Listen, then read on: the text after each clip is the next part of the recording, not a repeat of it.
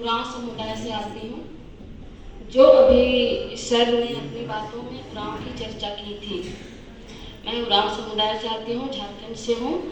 और ये जो जिस समस्याओं के बारे में यहाँ पर बात हो रही है, मैंने उसको झेला है। मैंने जिस भी संस्कृति और विकास की बात की जाती है, मैंने उसको जिया है बचपन से लेकर अब तक। और जो समस्याएं मैं झेल रही हूँ आज के संदर्भ में, अगर इस तरह की टॉपिक्स पर जब बात होती है तो मेरा घाव जो है वो और ज़्यादा बढ़ जाता है।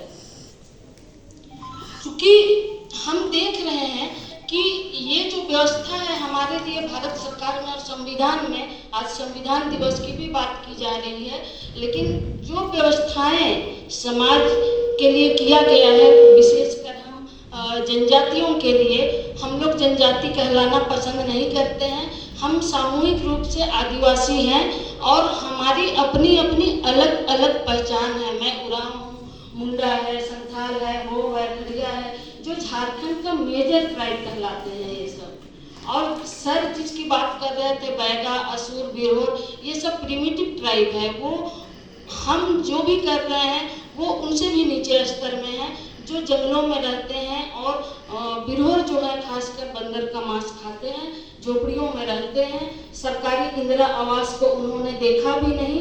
जब उनको वो घर दिखाया गया, वो लोग एक दिन से ज़्यादा नहीं रह पाए और वहाँ से निकलकर फिर वो अपनी जो ट्रेडिशनल झोपड़ी बनाते हैं वहाँ वो लोग चले गए। उनकी अपनी जो भी आर्थिक व्यवस्था है वो उस पर जंगलों से चीज़ों को पाते हैं, करते हैं और उसी पर अपना जीविका चलाते हैं।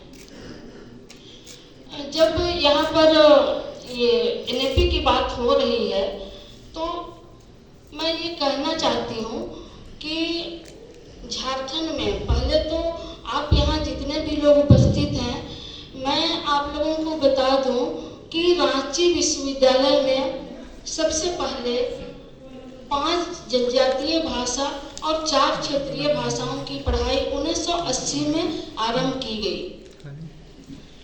और जब इन भाषाओं को वहाँ पर पढ़ाई शुरू किया गया तो ना विभाग का बिल्डिंग था, ना शिक्षक थे।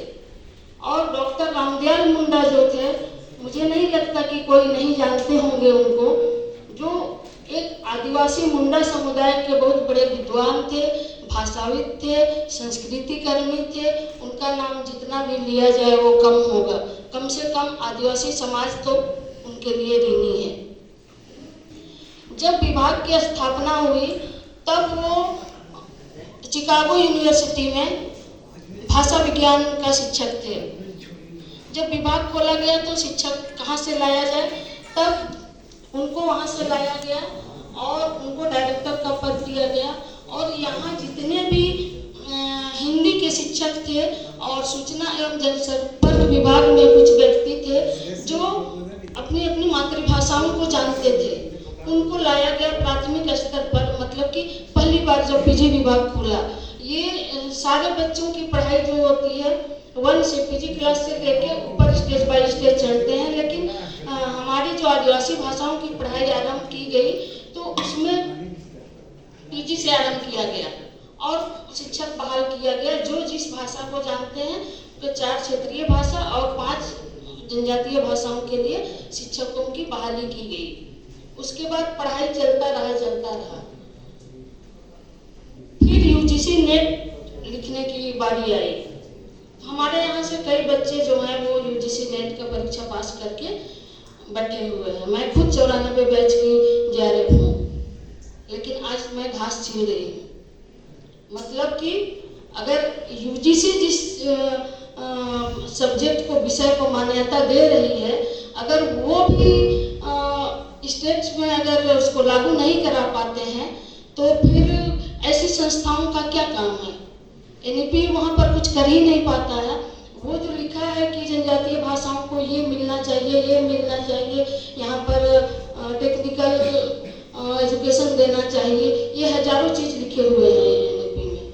1953 साल का बिहार सरकार का चिट्ठी हम लोगों के पास है, जिसमें प्राथमिक स्तर पर जनजातीय भाषाओं को पढ़ाना कंपलसरी है। आज तक तो कुछ हुआ नहीं है।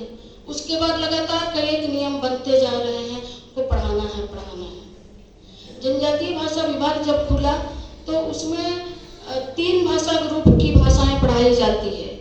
जो कुड़ुक भाषा है, मैं गाँव समुदाय से हूँ, मेरी भाषा का नाम कुड़ुक है। कुड़ुक भाषा द्रविड़ परिवार से आती है। झारखंड में 2 भाषाएं हैं, एक कुड़ुक भाषा है और एक मालतो है, जो द्रविड़ परिवार की भाषा है, जो साउथ इंडिया की परिवार की भाषाएं हैं। कुड़ुक भाषा जो है वो तमिल से निकट है। और दूसरी है ऑस्ट्रिक भाषा परिवार की, जिसमें मुंडा ग्रुप की सभी भाषाएं, मुंडा, हो, खड़िया, संताल, बिरहोर, असुर, जितना भी है प्रिमिटिव ट्राइब का भी है, वो सभी ऑस्ट्रिक परिवार में आते हैं। उसके बाद आर्य भाषा परिवार की 4 क्षेत्रीय भाषाएं हैं, जो नागपुरी, कुरमाली, खोरठा और पंचबर्गनिया। तो इन 9 भाषाओं को मिला करके एक भाषा विभाग बनाया गया और बदहाली शुरू से आज तक वही है। आप देखिए, उड़िया, बांग्ला, उर्दू सबका 2 या 3 स्टूडेंट है, अलग विभाग चलता है। एक विभाग को चलाने के लिए जो भी बेसिक नीड्स है वो सारी चीजें वहाँ पे हैं। लेकिन आप देखिए झारखंड की स्थिति या आदिवासियों की स्थिति कि लो 9 भाषाओं को पढ़ो तुम लोग एक जगह में, अब जैसे भी पढ़ना है बस डिग्री बांटते जाओ, उसके बाद उस डिग्री को लेके चूल्हा पे डाल दो, उसका कोई काम नहीं है। आज मुझे पीएचडी की डिग्री और जेआरएफ की डिग्री यहाँ पे टांग के आना चाहिए था, लोग देखे और जाने कि ये डिग्री किस तरह बंट रही है। यूजीसी में जब हमारे पेपर्स और क्वेश्चन का मामला होता है तो ये जो नागपुरी वाले चले जाते हैं या संथाली वाले चले जाते हैं, मतलब 1 या 2 टीचर गए क्वेश्चन सेट करने और 9 भाषाओं का सेट करके आ गए, जबकि उनको सारी भाषाओं का ज्ञान नहीं है। चूंकि द्रविड़ बिल्कुल अलग है, मुंडारी, संथाली, हो, खड़िया और असुर, बिरहोर, भूमिज, ये सब एक भाषा की ग्रुप है। अगर आप एक भाषा जानते हैं तो आप बाकी भाषा, आप संथाली भी काम चला देंगे। लेकिन कुड़ुक के साथ ऐसा नहीं है, आप कुछ भी नहीं समझ पाएंगे।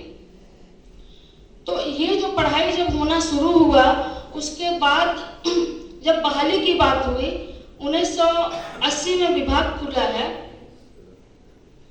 96 में एक बिहार सरकार के साथ में एक इंटरव्यू हुआ जो लोगों ने फेस किया, उसका रिजल्ट का कहीं पता नहीं चला, आज तक नहीं पता चला। ये क्या मजाक है। 2007 में बिहार वाला जो इंटरव्यू था वहाँ बसरफी साहब के अध्यक्षता में वो इंटरव्यू हुआ था।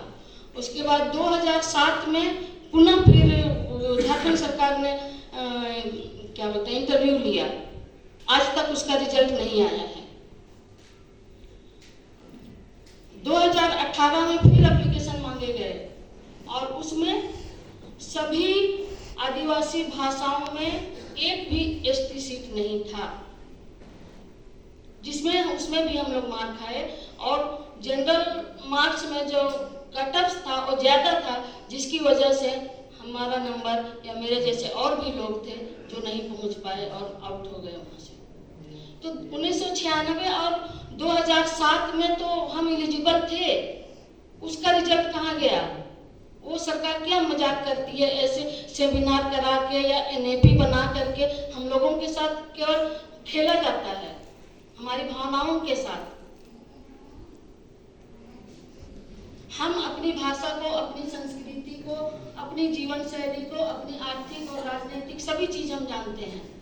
ये हमारी कुड़ुक भाषा की लिपि है और हमने ये अल्फाबेट बच्चों के सीखने के लिए बनाया है। और 3 पुस्तकें हैं जो कुछ हिंदी में है और कुछ कुड़ुक लैंग्वेज में है। सरकार से हमें कोई भी उम्मीद नहीं है, सरकार कुछ भी नहीं करेगी। अगर विकास की बात करती है तो एजुकेशन जो है वो सबके लिए मस्ट है। हम तो जेआरएफ और पीएचडी नेट करके सब बैठे हुए हैं, तो मेरा उस एजुकेशन में हम कहाँ पर हैं। नौकरी क्यों नहीं मिली, मेरी क्या गलती थी। मैं तो बीकॉम स्टूडेंट रही, अगर मैं बीकॉम करके एमकॉम या और कुछ करती तो शायद कहीं पर मुझे मिल जाता नौकरी। लेकिन सैद्धांतिक रूप से मैंने सोचा नहीं, अपनी भाषा है, पढ़ना चाहिए। सिद्धांत से तो पेट नहीं भरता है, मेरा तो पेट नहीं भरा। अगर मेरे हस्बैंड नहीं कमाए होते तो आज मेरा क्या हालत और हजारों हैं जिनकी अब उम्र भी चली गई। तो इसलिए सरकार की जो विकास की अवधारणा है वो हम लोग नहीं समझ पाते हैं। कैसा विकास? जंगल उजाड़ देते हैं, नदियां बांध लेते हैं, जमीन ले लेते हैं, विकास की बात करते हैं। हम जिस जमीन में रहते हैं, जहां हम जीते खाते हैं, जिस पानी को हम पीते हैं, जिस जंगल से मेरा जीविका चलता है, उसको तो सरकार ले लेती है और हमें बोलती है आके रांची में रहो। तो रांची में हम क्या पत्थर खाएंगे, सीमेंट खाएंगे? यहाँ रहेंगे कहाँ, खाएंगे क्या, क्या रोजगार करेंगे? तब है कि लोग लेबर बन जाते हैं, लोग कलकत्ता चले जाते हैं, असम चले जाते हैं चाय की पत्तियां तोड़ने। और जब वहां जाते हैं तो उनकी क्या स्थिति होती है? कुछ लौट के आते हैं, कुछ लड़कियां वीमेंस जो है अपनी इज्जत गंवा के आती है, वो प्रेग्नेंट होकर लौट रही है, उसको फिर समाज एक्सेप्ट नहीं करता है, उनका लाइफ तो चला गया।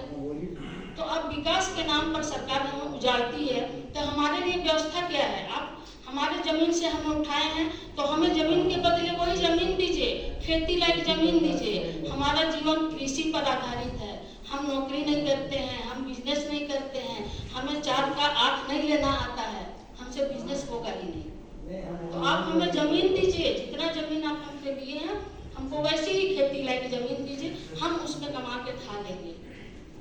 ना बिजनेस कर पाएंगे, ना नौकरी में भी जिस तरह की परिस्थितियां बन रही है।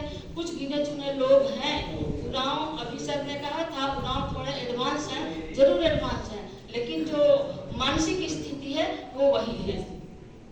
इज्जत से नौकरी में जी लेंगे, अगर वहाँ भी कुछ खिचपिच हुआ तो वो पसंद नहीं करते हैं। मेरी बेटी है यहाँ पर जो झेल रही है अभी, वो नहीं पसंद करती है जो नौकरी का माहौल है, जहाँ पर जिस तरह तंग किया जाता है, जो अपनी इच्छा से ईमानदारी से काम करने नहीं दिया जाता है। तो हम जहाँ भी जाएंगे हम ये चीज़ झेलते हैं। हमें हमारी ईमानदारी चाहिए, हमें बहुत नहीं चाहिए। 2 टाइम पेट भर खाना मिल गया, उसी में इसीलिए आदिवासी समाज इतना खुश रहता है, उसको और की जरूरत नहीं होती है। अभी जर्मन से एक कॉल आया था कि आप आदिवासी समाज इतना खुश क्यों रहते हैं, कैसे रहते हैं। एक टॉक था मेरा, वहाँ के स्त्री पुरुष लोग ये जानना चाहते थे कि आप लोग खुशियों का कारण क्या है। तो ये है हमारे साथ जो एबीपी की जो बात की जाती है, हम लोग वो नहीं पसंद करते हैं। अभी जो चुनौतियां हैं इसको हम लोग झेल रहे हैं, उसमें हम लोगों ने सरकार से भरोसा छोड़ दिया है। आप अगर हमें नहीं दे सकते हैं तो हमारी चीजों को मत लूटिए, हमें तबाह मत करिए। जमीन हमने जंगल काट कर, नदी नाला जो गड्ढा था हम साफ करके समतल करके हमने जमीन बनाया है, तो उसको हमसे मत छीनिए। हमारी जो अपनी व्यवस्था है उसमें हम बहुत खुश हैं, सारा सिस्टम है हमारा धुमकुड़िया है शिक्षण संस्थान, जहाँ हम सामाजिक रूप से शिक्षा पाते हैं। 3 साल में बच्चों को हम लोग डालते हैं और जब तक वो विवाह योग्य नहीं होता है तब तक वो उसमें अपनी सामाजिक चीजों को सीखता है। ये आपकी शिक्षा को नहीं सीखता है, क्योंकि ये हमको नौकरी नहीं देगा, इसलिए हम इसको क्यों सीखेंगे।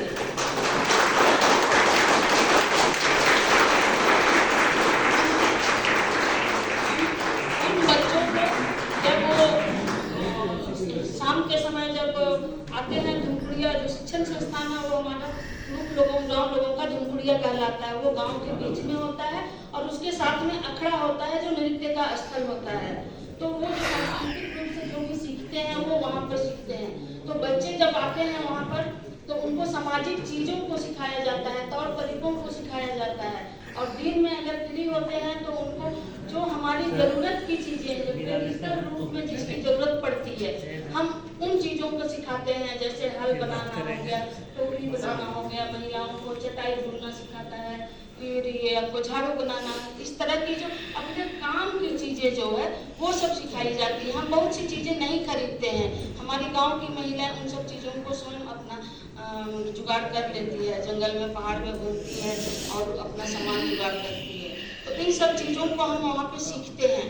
तो अभी हमारे साथ क्या है, जो सरकार ने जब धुमकुड़िया बना दिया, कि जो ट्रेडिशनल धुमकुड़िया थे उसको उन्होंने बोला कि मैं डेवलप कर देता हूँ, इससे आप लोग और ज़्यादा सीखेंगे। और डेवलप क्या किया उन्होंने, सारी चीज़ों को बर्बाद कर दिया। जो हमारा खपड़ेल घर इतना बड़ा बड़ा हॉल होता था धुनपुरिया का घर, उसको इसका इतना बड़ा, ये जो आपका मेज है यहाँ से यहाँ तक, यहाँ से बना दिया। अब उसमें कौन बैठेगा, और कंक्रीट का बिल्डिंग बना दिया है। अब उसमें इतनी गर्मी होती है कि लोग उसमें बैठ नहीं पाता है और वो बेकार पड़ा हुआ है, कोई नहीं बैठता है। जो जिस धुनपुरिया में लोग बैठ के शिक्षा पाते थे, वो वहाँ पर अभी कोई अपना सामान रख दिया है, कोई टेंट हाउस का सामान रख दिया है। इस तरह से सारा चीज बर्बाद हो गया। तो वो जो ट्रेडिशनल जो जानकारी थी, जो शिक्षा थी, वो भी अभी बंद हो गया है। तो वहाँ पर हम सीखते हैं सामूहिकता में हम कैसे जीते हैं। समाज में विवाह हो रहा है तो पूरे समाज के लोग बैठते हैं, उनको कहीं से कोई दाई नौकर और कुक नहीं लाना पड़ता है, सब मिलजुल कर करते हैं। तो ये सामूहिकता जो है, ये समानता जो है, स्त्री पुरुष में एक साथ बैठ रहे हैं, एक साथ बाजार जा रहे हैं, एक साथ काम कर रहे हैं, खुशियों में पर्व त्योहारों में साथ अखड़ा में खेल रहे हैं, उसमें कहीं कोई बुराई नहीं है। लेकिन बाहरी नजरिया जो है, जो देखते हैं उनकी नज़र में बुराई है और वो उसको गंदे तरीके से देखते हैं। अगर महिला पुरुष साथ में हाथ पकड़ के नाच रहे हैं तो उसमें उनको सेक्स की बू आती है, गंदी नजर आती है। जबकि हम लोग एक साथ पकड़ के रात भर नाचते हैं, कहीं किसी के साथ कुछ नहीं होता है। लेकिन इस जो आधुनिकता में आने के बाद जो बिजली पहुंच गया, घर घर टीवी और मोबाइल पहुंच गया, तो टीवी में जो अश्लील चीजें देख रहे हैं वो चीज अब गाँवों में और आदिवासियों के बीच में घुस गया है। तो हमारे लिए वो अच्छा नहीं है। मेरे घर में टीवी नहीं है इसलिए कि मुझे नहीं चाहिए इन गंदगी चीज़ों को, हम लोग नहीं चाहते हैं। तो इसलिए हम लोग चाहते हैं कि हम सरकार अगर हमारी बात सुने तो ठीक है, हमारे तरह से विकास की बातें करें, हमसे पूछे कि आपको क्या चाहिए। वो अपने मन से एसी के कमरे में दिल्ली में बैठ के प्लानिंग ना करें। हम लोग अभी अपने स्तर से भाषाओं के लिए काम कर रहे हैं। तो जो सिक्की लिपि नहीं है, हमारी भाषाओं में नहीं था, लेकिन अभी 30-40 साल हो गया है हमारी लिपि बन गई है, जिसको हम तोलंग सिक्की बोलते हैं। तो हम लोग इस पर अभी लिखना पढ़ना, हमारी किताबें भी छप रही है और हम लोग इस चीज़ को, तोलंग सिक्की को हम लोग गांव घर में खुद से सिखा रहे हैं बच्चों को। और कई एक सेंटर हमारे चलते हैं अभी कुड़ुक तोलंग सिक्की के लिए 42 सेंटर हमारे यहाँ चल रहा है रांची और गुमला क्षेत्र में। और उसको पढ़ाने के लिए हम लोगों ने जो युवा और युवती हैं उनको सिखाया है, वो लोग अभी सेंटर की देखभाल करते हैं। और टाटा स्टील फाउंडेशन जो है इसके लिए हमें मदद कर रही है। जो भी किताबें, पुस्तकें, कागज, कलम, बोर्ड वगैरह है, वो सब हमें वहाँ से मिल जाता है। लेकिन जो आर्थिक सहयोग हम लोग खुद से अपना जो चंदा करते हैं और जो पढ़ाने वाले युवक युवती हैं उनको कुछ बहुत पैसा देते हैं और सेंटर बहुत अच्छा से चल रहा है। कई स्कूल अभी चल रहे हैं तोलंग सिक्की जो हमारी लिपि है उसमें लोग पढ़ रहे हैं और बोर्ड की परीक्षा भी लिख रहे हैं, इंटर में, बीए में भी लिख रहे हैं, एमए में भी। लेकिन जिनको आदत पड़ गई है गुलामी की और सिर्फ हम देवनागरी में ही लिखेंगे, तो वो लोग सीखना नहीं चाहते हैं, वो कतराते हैं, मतलब नया से मेहनत नहीं कर सकते हैं। हम अगर अंग्रेजी अल्फाबेट ABC सीख सकते हैं, जर्मन की भाषा या दुनिया की कोई भी भाषा सीख सकते हैं, तो हम तोलंग सिक्की क्यों नहीं सीख सकते हैं। तो कुछ लोगों का ये विरोध होता है, लेकिन सेंटर अच्छे से चल रहे हैं। 2003 में झारखंड में एकेडमिक काउंसिल ने लिपि को भी मान्यता दिया है, तो उस पर कई किताबें छप रही है। वेलफेयर डिपार्टमेंट भी छाप करके दिया। झारखंड शिक्षा परियोजना है, उन्होंने भी कुछ किताबें छापी है। 1996 से हम लोग NCERT में कई एक बार पुस्तकों का निर्माण किया है, जो ब्रिज लेसन के रूप में हमें बुलाया जाता था बनाने के लिए। वो हम लोग लगातार 96 से 90 तक हम लोग बनाए। वो किताब आज तक हम लोग को देखने को नहीं मिला है, मतलब कि हमारे बीच में नहीं आया है। तो हम कैसे, हम किन पर विश्वास करेंगे, किन के पीछे हम चलेंगे। हमारे पास अपने इन सब कामों के लिए संसाधन नहीं है। तो हम लोग भी जब भारत देश के नागरिक हैं तो हमारा भी अधिकार बनता है कि संविधान ने जो हमें संवैधानिक अधिकार दिए हैं उसका हमें भी फायदा मिलना चाहिए। लेकिन नहीं, कुछ भी नहीं। UGC का जो हालत बता दिया, जब इन्होंने नियम को ऐसा कर दिया था कि जो नेट जेआरएफ को भी नहीं लिया गया, तो हम लोगों ने यूजीसी के चेयरमैन से मिला कि सर ऐसा ऐसा हो रहा है झारखंड में। तो वहाँ के जो सेक्रेटरी हैं वो बोलते हैं मुझे कि अच्छा तो आप नेता बनोगे, इलेक्शन लड़ना है, आप सबकी बात लेकर के आ गए हैं। ये कौन सा तरीका है यूजीसी नेट के चेयरमैन का? ये लैंग्वेज है। और हम लोग कहाँ जाएंगे, किसके पास जाएंगे? उसके बाद CIL मैसूर जो है, central institute of Indian language Mysore, वहाँ पर हमारा काम होता है बहुत पहले से। हम लोग लगता है 86-87 से वहाँ पे बुक निर्माण के लिए, कभी लिंग्विस्टिक ट्रेनिंग के लिए, कभी फोनेटिक ट्रेनिंग के लिए हम लोग हमेशा जाते हैं। वहाँ से हम लोगों को सहयोग मिलता रहा है, लेकिन NCERT से सहयोग नहीं मिला है। उन्होंने बुक छापा, हमें नहीं मिला। शिक्षा परियोजना ने बुक छापा, वो भी हमारे बीच नहीं आया। करोड़ों रुपया की जो पुस्तक हम लोगों ने बनाया था वो सभी दिमक खा गए। वो जो अनाज गोदाम जो है पंडरा में, रांची में, वहाँ पर सब सड़ गया। तो ये है पैसों का दुरुपयोग, बजट का दुरुपयोग। और इसलिए जब इस तरह की बातें जब की जाती है तो बहुत तकलीफ होती है मन में। जमीनी स्तर पर हम लोग झेल रहे हैं। इससे अच्छा तो कि सरकार कुछ नहीं करेगी, हमें खुद से करना है। इसलिए अभी हम लोग अपना अपना सेंटर चला रहे हैं। हो ट्राइब जो है, वो आदिवासी, उनका वारांग चित्ती अपना लिपि है, वो लोग का भी 600 सेंटर चल रहा है चाईबासा या चक्रधरपुर एरिया में। उसके बाद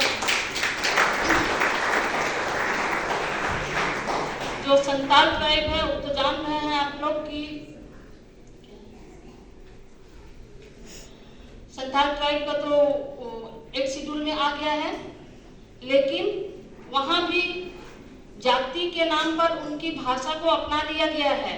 लेकिन उसका जो मुख्य जो फायदा मिलना था वो संथाल ट्राइब को नहीं मिल रहा है। संथाल ट्राइब के अलावा जो दूसरे जो चालाक जाति के लोग हैं वो उठा रहे हैं। क्योंकि जो भाषा विज्ञान की पढ़ाई होती है ना, वो जब रांची विश्वविद्यालय भी खुला था तो उसमें सिर्फ 50 नंबर का भाषा विज्ञान का पढ़ाई होता है। जहाँ 9 भाषाओं की पढ़ाई हो रही है वहाँ सिर्फ 50 नंबर का भाषा विज्ञान की पढ़ाई होगी, तो कैसे काम चलेगा?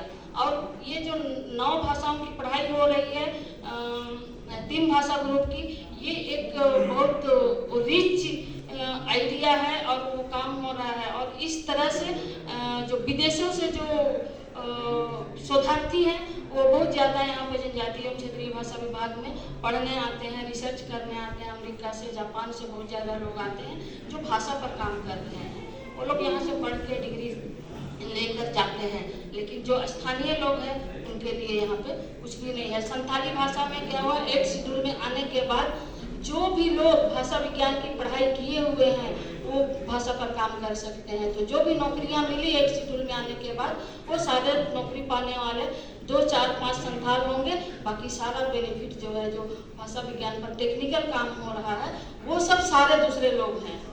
तो हमने कच्ची भीगी लकड़ी से हमने आग जला जला करके खाना पकाया इतनी मुश्किल से, और जब खाने की बारी आई तो दूसरे लोग झपट पड़े। तो क्या फायदा हुआ है एक शेड्यूल में आने का भी?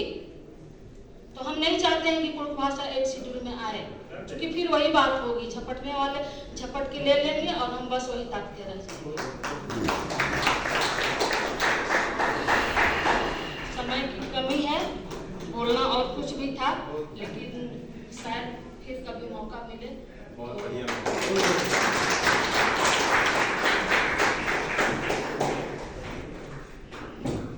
बहुत बहुत धन्यवाद मैम।